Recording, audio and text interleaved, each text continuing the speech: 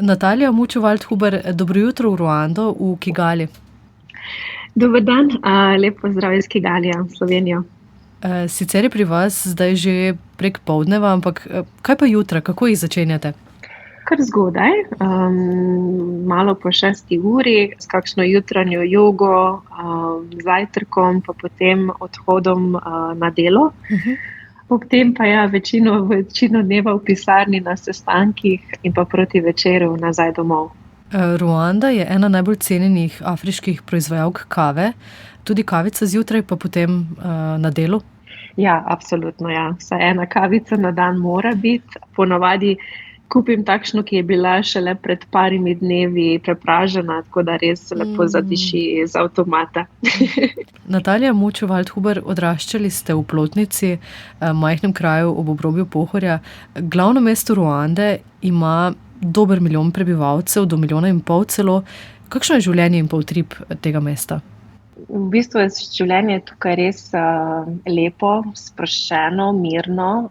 Jaz se sama tukaj zelo dobro počutim. Več držav sem že dala skozi v svojem življenju, v bistvu že od 18. leta živim po celem svetu, tudi v velikih mestih. Kigali je zelo zelen, povsod so palme, rastje, ti tropski sadeži, mango, avokado raste na vsakem koraku.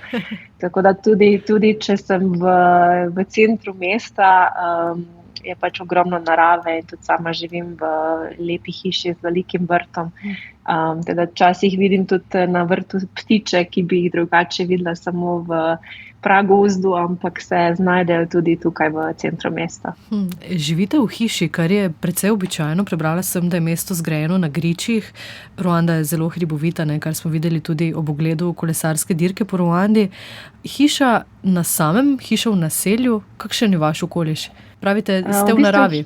Ja, v bistvu je hiša v naselju na kar veliki površini, tako da je velik del tudi narava. Ampak se pa zdaj izgled Ruande kar spreminja. Ogromno nekih teh starih hiš se spreminja v apartmaje, v stanovanjske bloke. Tudi zato, ker je Ruanda najbolj gosto poseljena država v Afriki. Ampak jaz upam, da bojo te hiške še ostale, zato ker je podnebje tako, kjer si lahko celo leto zunaj, celo leto raste sadje in bi bilo škoda, da bi pač se izgubil ta lep utrip mesta. Ruanda se zelo hitro digitalizira, poteka tudi hitra urbanizacija. Pravite tudi sami, kako to opažate, poleg tega spreminjanja namembnosti in ugajanja turizmu? Ja, sama sem tukaj od septembra 2021 in mesto in država sta se res zelo spremenila. V 5 letih? Ja, zelo. Nastajajo nove ceste, nove zgradbe, novi kulturni centri, restauracije, hoteli. Pač Ruanda tudi ogromno investira v razvoj svojega turizma, pa tudi drugih sektorjev, tudi želijo postati nekakšni digitalni center Afrike. Pri tem tudi mi pomagamo z našo inštitucijo, Evropsko unijo. Je država, ki je zelo živa, ima polno energije, tudi večina populacije je pod 30 let. Zelo mlade, ne? Mislim, da je, tako je trenutno nekje 70% populacije je pod 30 let. In ogromno Ruančanov, ki so mogoče odraščali v tujini, se zdaj vrača in so pač del tega razvoja. Tako da ja, je mesto, kjer je zelo prijetno živeti, ker se čuti to življenje, želja po napredku, spremembi, razvoju. Za Ruando pogosto slišimo, da je afriška Švica. Se strinjate, zakaj takšno poimenovanje? Ja, absolutno.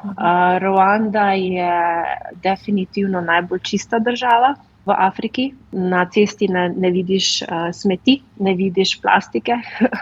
Tudi enkrat mesečno imajo to skupinsko delo, kjer avtomobili ne smejo na ceste in se dopoldan čisti znotraj distrikta, v katerem živiš.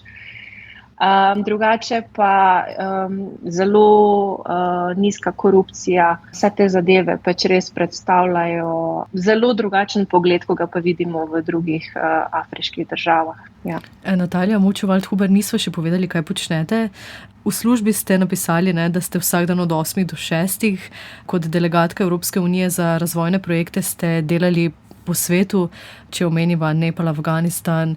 Študirali ste, prej ste omenili v tujini, če se ne motim, Havaji in Kalifornija. Kaj počnete danes? Tako, ja.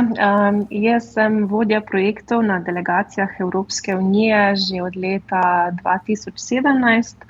In v bistvu moja specializacija je, da v danem sektorju, v katerem delujem, izvajam razne projekte za razvojno sodelovanje v državi. Vsakih nekaj let se preselim na novo lokacijo. Kako so se stvari odpeljale v zadnjih 8 letih, je, da sem v bistvu preživela čas na 3 zelo različnih kontinentih in tudi kontekstih.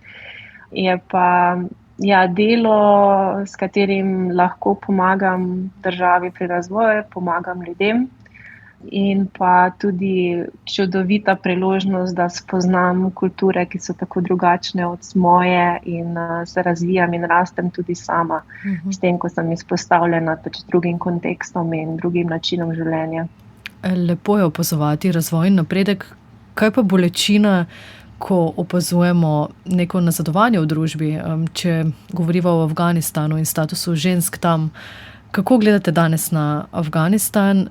Tik pred prevzemom oblasti strani talibanov ste se preselili, končali mandat.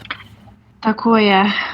Zelo težkim srcem opazujem, kaj se v Afganistanu dogaja. V času mojega mandata tam med letoma 2019 do 2021 so bile razmere težke, situacija varstvena je bila huda in težka, ampak ženske so lahko šle v šolo, so bile del oblasti na nekaterih pozicijah. Lahko so se pogovarjale v javnosti in pele. Tako. Tudi na višjih pozicijah v vladi je bilo nekaj žensk, s katerimi sem jaz tudi delala. Tako da opazovati, kaj se je zgodilo takrat po 15. avgustu 2021 je zelo težko.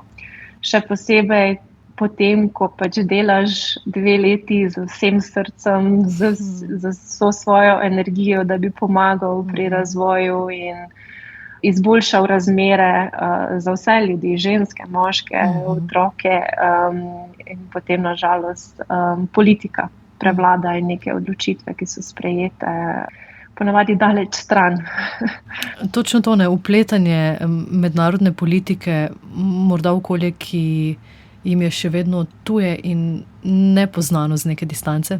Ja, in rečem, preveč simplifikacija nekih kontekstov. Zelo lahko je iz razdalje razsojevati, kaj je dobro, kaj je slabo, in tega je absolutno preveč v politiki, v medijih.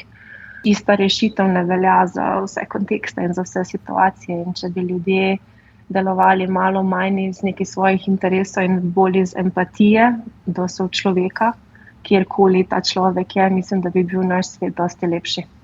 Se strinjam. Kaj pa status ženske v družbi v Ruandi? Zdaj 30 let po strašnem genocidu. Afriške ženske so neverjetne. To je toliko moči, elegance, samozavesti.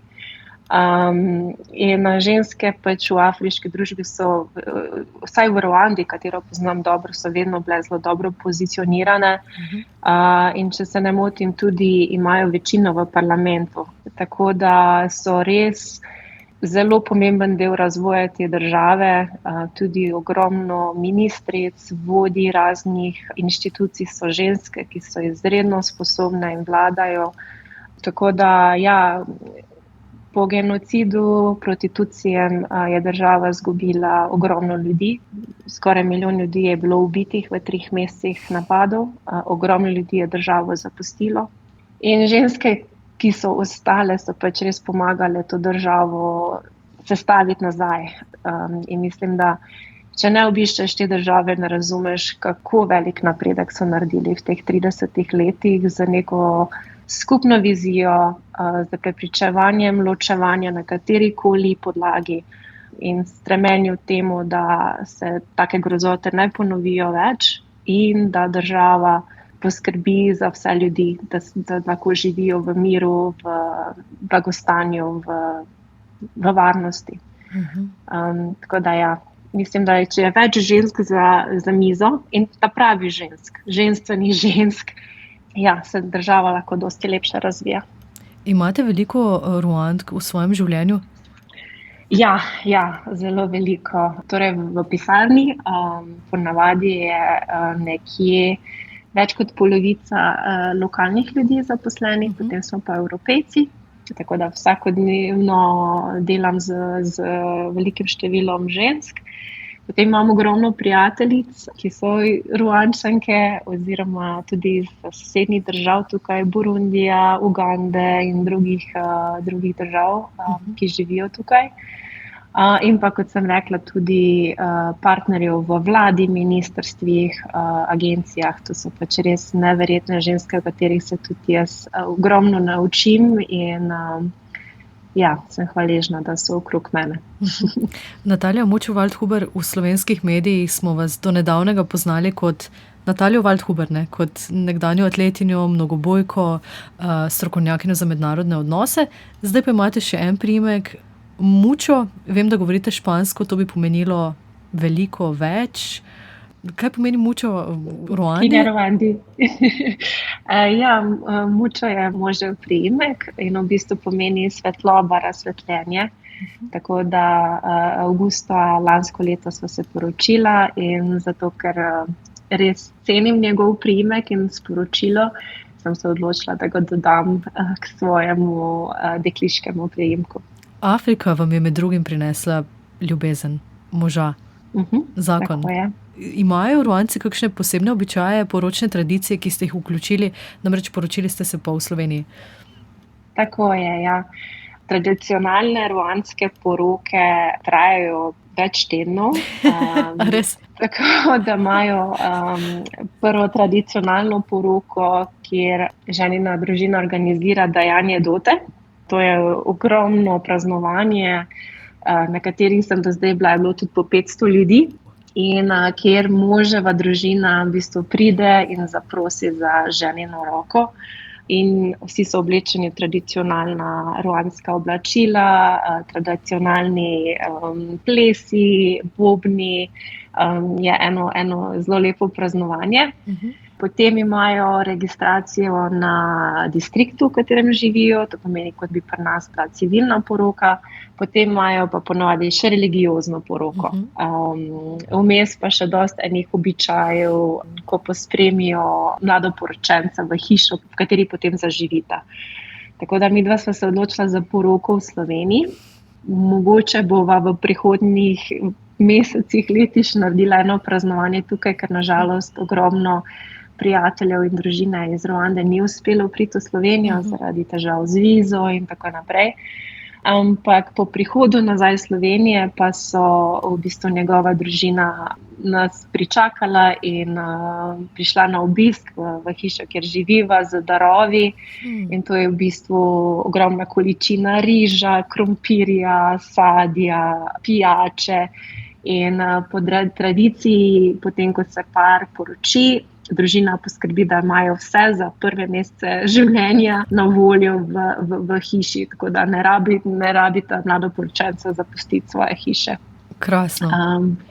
Ja, v današnjih časih je to malo drugače, ker je treba nazaj v službo, ampak je res čutiti ogromno podporo strani družine. Družina tudi tradicionalno zelo pomaga mladoporočencem. Tako recimo v Sloveniji se odločimo za poroko, ko smo finančno dovolj stabilni ali pa ko mislimo, ok, zdaj pa mogoče je čas za to. Tukaj pa v bistvu družina pripomore k temu, da se poroka lahko zgodi čim prej, če sta par, ki sta se našla, res prepričana, da je to, kar si želita. Natalija, kako vas je sprejela partnerjeva družina? Zelo lepo. To so takšni čudoviti, srčni ljudje. Tako da, čeprav imamo mogoče malo težave komunicirati zaradi različnih jezikov, se pa zelo dobro razumemo po energiji, po srčnosti, po ljubezni. Tako da, ja, imam zdaj tukaj v Ruandi tudi eno veliko družino, ki me sprejema in me ima zelo rada in jaz njih. Krasno, zelo lepo slišati in predvidevam, da je bilo tako tudi obratno, da je oplotnica se razveselila tega, da ste našli ljubezen. Absolutno, ja, res. Kot nekdanja atletinja in prej ste omenili, da ste navdušena jogika, veliko prostega časa tudi danes preživite ob športnih aktivnostih? Ja, mislim, da ko si enkrat športnik, je težko ne gibati svojega telesa, sploh zato, ker moja služba je v bistvu večinoma časa v sedečem položaju pred računalnikom, tako da je zelo potrebno skrbeti za svoje zdravje. Pa tudi mislim, da v zadnjih letih ni toliko šport, ker včasih sem bila pač sprinterka, mnogobojka, vse je bilo bolj na moč, na hitrost. Zdaj pa je šport tudi bolj trenutek, s katerim se lahko vrnem k svojemu dihu, se umirim, se prizemljim. Tako da to je tudi ena evolucija, na kak način vidim sebe in šport in na kak način se ukvarjam s športom. Iz tiste intenzivnosti zdaj v neko samoumirjanje pravzaprav, ne? Tako, ja. Mislim, da to vsi potrebujemo v tem času. Je pa tudi res, da imam kar nekaj poškodb iz časov aktivne atletike, aktivnega treniranja, tako da moram tudi res skrbno paziti na svoje telo, na moč mišic, tako da ja, moram biti zelo zavestna, kako se s svojim telesom ukvarjam. Natalija Mučevaldt-Huber, vem, da ste že videli gorske gorile. Kakšen občutek je biti ob tako mogočnih bitih? Čudovit. Ja, videti jih v naravnem okolju. To je res nekaj posebnega in to je možno v bistvu samo v Ruandi, v Ugandi in v Demokratski republiki Kongo. In jaz sem v bistvu imela večino svojega obiska solzne oči, z njimi sem preživela v naravi 1 uro. In vidiš, da so zelo pogosto nam, na kak način delujejo, kako komunicirajo.